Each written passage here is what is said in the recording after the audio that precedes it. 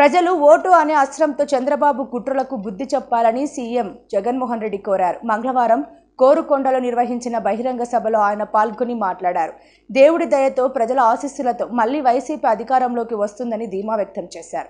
చంద్రబాబు వద్ద దోచేసిన ప్రజల సొమ్ము చాలా ఉందని ఆరోపించారు. ఓటనే అస్త్రంతో చంద్రబాబు నాయుడుకు ఆయన చేస్తా ఉన్న కుట్రలకు గట్టిగా బుద్ధి చెప్పమని చెప్పి నేను కోరుతా ఉన్నాను. మీ బిడ్డగా నేను మాట చెప్తా ఉన్నా. వీళ్ళు ఎవరు అడ్డుకున్నా కూడా మీ బిడ్డ విజయాన్ని ఆ దేవుడు దయ మీ చల్లని ఆశీస్సులు ఉన్నంత కాలం ఏ ఒక్కడు ఆపలేడు అని మీ బిడ్డ చెప్తా ఉన్నాడు. మళ్ళీ మీ బిడ్డే అధికారంలోకి వస్తాడు. జూన్ 4న అధికారంలోకి వచ్చిన వెంటనే ఒక వారంలోనే ఈ బటన్లన్నీ కూడా క్లియర్ చేస్తాడు మీ బిడ్డ అని చెప్తా ఉన్నాడు. ప్రతి ఒక్కరిని కూడా ఒకటి గుర్తుపెట్టుకోమని చెప్తా ఉన్నా. కుట్రలు చేస్తా ఉన్న ఈ చంద్రబాబు దగ్గర డబ్బులు ఎక్కువ ఉన్నాయి. ఎందుకంటే చంద్రబాబు జగన్ మాదిరిగా బటన్లు నొక్కలేదు. గతంలో చంద్రబాబు 14 ఏళ్ళు ముఖ్యమంత్రిగా పరిపాలన చేశాడు.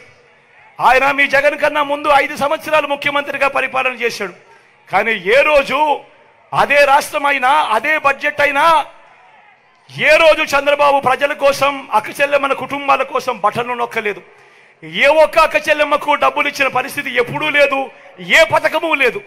కానీ మీ బిడ్డ అలా కాదు. ఈ 5 సంవత్సరాలలో ఈ 59 నెలల కాలంలో మీ బిడ్డ 130 బటన్లు నొక్కాడు. ఏకంగా 2,70,000 కోట్ల రూపాయలు నా అక్క చెల్లెమ్మల కుటుంబాల ఖాతాలకు మీ బిడ్డ పంపాడు. కాబట్టి మీ జగన్ దగ్గర చంద్రబాబు మాదిరిగా డబ్బులు ఉండకపోవచ్చు.